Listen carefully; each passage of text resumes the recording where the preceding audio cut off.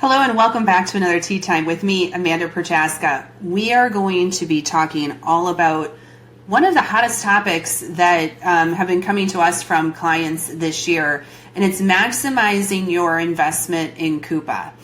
And we're going to be talking about 5 considerations, 5 hotspot areas, if you will, of increasing your overall return on investment with the Coupa implementations. Let's go ahead and dive right in.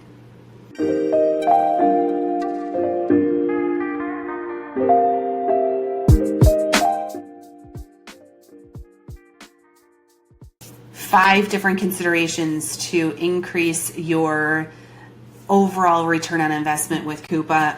If you're grabbing a drink of choice, I have a diet lemonade from Chick-fil-A today, so I hope you have a great drink of choice. 5 things that we've noticed with our customers, reasons why you might not be getting the most return on investment, or if you look at it in a positive way, areas where you can dive in and actually increase your return on investments. Number 1 is that you bought too much. And salespeople are great. That's why they're there to sell. They usually sell a end-to-end suite of things. Most of the time when we come in post-implementation and we're getting asked to help them increase their return on investment, one of the first areas that we look at is, are you using everything? And most of the time it's a no. They've either deployed sourcing and contracting and not P2P, or P2P and not anything else, or you've bought other things associated with Coupa, spend analytics, SIM, and other modules. We always need to look at what are we actually using and what could we be using, and is it worth the deployment? That is one of the largest areas of lost savings, lost opportunities, lost user experience too from an end user standpoint, because you might have other systems that you're going into to conduct those activities. It can make it more confusing from a user landscape. Coupa has a nice end-to-end functionality. It's not all fully integrated, but it gives a very similar experience to your end users. If you do have a Coupa investment, I would be seriously considering if you're not using the full suite today and you've already purchased it, where do you get the most bang for your buck, and start trying to use more of those modules and features. The next thing, something in my eye, the next thing that I would say, reason or consideration number 2, and this is why I started Wonder Services 6 years ago, was because of inadequate user adoption. And there are complexities within procurement, especially because a lot of people who are using procurement's quote-unquote services, they don't know anything about procurement, nor do they care. They're out trying to market, or they're trying to sell, or they're an individual in HR, or they're in product development, whatever that might be. Least of their worries is trying to purchase something, right? And it's just something that needs to happen within an organization, but it's not their core capability. And when you have 25, 27, 30 different buying channels that you might need a person in the organization to understand or go through, there's just a lot of complexity around that user adoption. Some things to consider when it comes to user adoption that might help. You can do training. We do training. It is a very good, it's worthwhile to make sure that people are adequately trained, especially your super users. However, I would say that if you have a large infrequent user base, you can train all you want and you still might not get there. There's different options, buy desks, or even your intake tools that will help with those scenarios. I would be looking at some of that. There's also forms within Coupa that you can use for people to have a more seamless experience, if you will, throughout the process. And I know Coupa is coming out with new functionality all the time, including some intake capability and some AI chat functionality that will help with those infrequent users. But that is something to keep in mind. Now, when we see deficiencies in user adoption, it's usually not because you didn't train people, right? That is kind of table stakes, if you will. Most people have done training, but it's usually around a cultural element where your people in the field are just too busy to worry about it. They're too overwhelmed with their day-to-day jobs, and it just falls through the cracks, and no one wants to really learn what those processes might be or spend the time doing it. We also see very interestingly designed process flows where it is very hard for an end user to navigate through the process effectively. Those are, outside of some other points that I'm going to make, are some reasons for your low potential user adoption. We specialize in adoption practices and a lot of these other areas. You could think about change adoption in a very broad sense to say, do we have the right process design? Have we considered all of the cultural elements?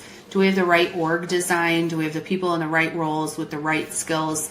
All of that goes into creating user adoption. In fact, even metrics and data. Big consideration around reason number 2, which is user adoption. Reason number 3 is configuration issues and integration issues. In fact, we just had a conversation with a Coupa company. They're very happy with a lot of what goes on within Coupa, but they're also saying that they're not maximizing their return. And when we dug in, it was very noticeable that they were not integrated with any of their other systems. So a user would have to go into their quote-unquote intake tool, which was not in Coupa, do it there, and then almost rekey everything into Coupa once they were directed there. So that was very interesting. They were also not integrated from a financial standpoint, so they were literally taking information out of Coupa and re-entering it in from a financial standpoint on a regular basis. And so integrations, whether there's none whatsoever, those instances that I was just mentioning, or an integration is not working and it's causing rework or multiple touches to get resolved, is a very common issue. Sometimes we see deployments happen and it's at no fault of anyone involved. There just frankly wasn't resources available. There weren't resources available to do an integration, or there were resources available, but the testing only did happy path instead of what happens when type testing. But I would, if you are on Coupa, I would be looking at A, is the configuration really what we need? And B, are we integrated in the best ways, in the best places, but then also are those integrations truly working for us? I will say from a configuration standpoint, when we go out and we do our health check assessments with clients and configurations come up, it's usually because when you made the design decision during your implementation, you just frankly didn't know any better, right? A lot of people like to be very risk averse in their designs, so they'll put in very restrictive approval flows, or like no thresholds on three-way matches. And which, if you don't know the data and you don't have visibility, I totally get it.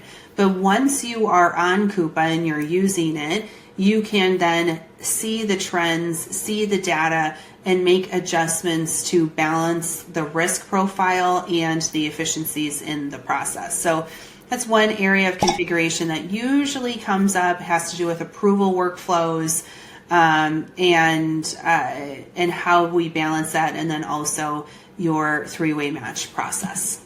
Okay, so that is reason number 3. Reason number 4 is suppliers. Okay, so at Wonder Services, we have a whole supplier enablement team, because this comes up so often.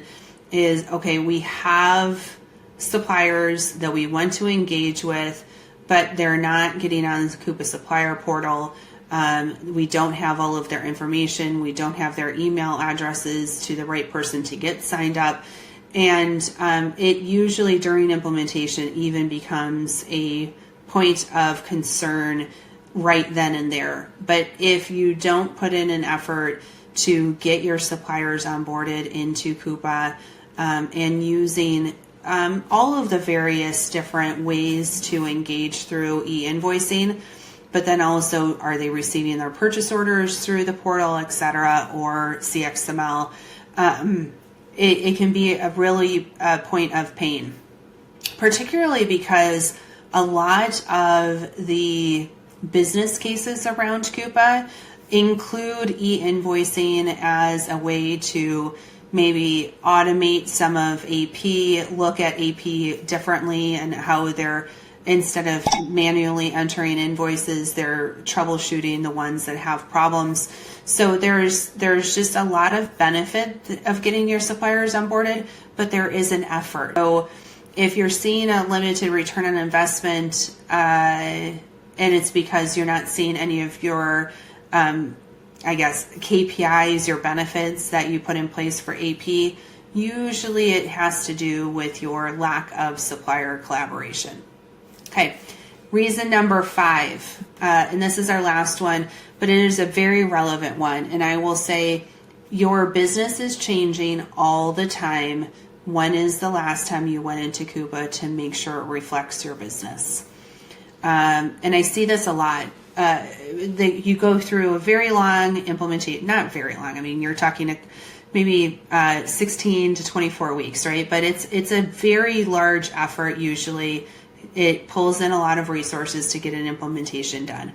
And then once you're done, you're like, oh, thank you. It's finally over. But what happens if you do that is, like, you'll acquire a new business, and all of a sudden that new business is not on Coupa. Or you have a new business division, and that new business division isn't reflected appropriately into Coupa. Or you have a new system that someone else bought. Let's just say IT bought a new system to help manage ticketing within the IT processes, but there's a purchasing module in it. And wouldn't it be great to have that integrated into Coupa? So all of those things are happening all the time. And then you layer in 3 times a year, if not more, you're getting major updates from Coupa. And are you understanding what those are, rolling them out to your organizations, training on them? So you always have to have, like, this heartbeat of continuous improvement within Coupa. It's not a set it and forget it type of an activity. If you really want to maximize your return on investment, you always have to be looking at ways to optimize it, to refine it, to reflect the business changes as you go. There's always new catalogs to put out there, new supplier relationships. So it's always changing and modifying, and you need to have the resourcing and the capability to be able to do that to really maximize your investment.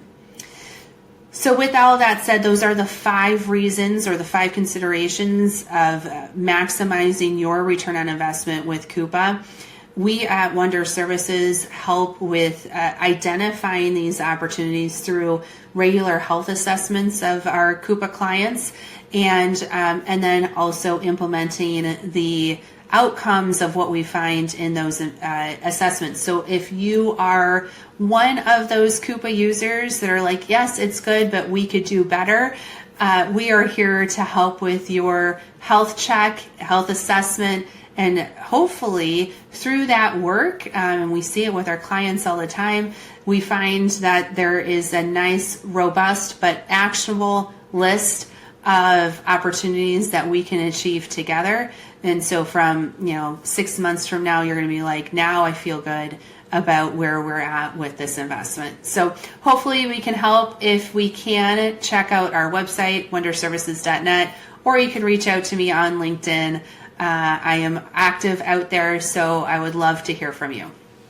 Until then, cheers. I hope you have a great time until we bring you a next tea time here shortly.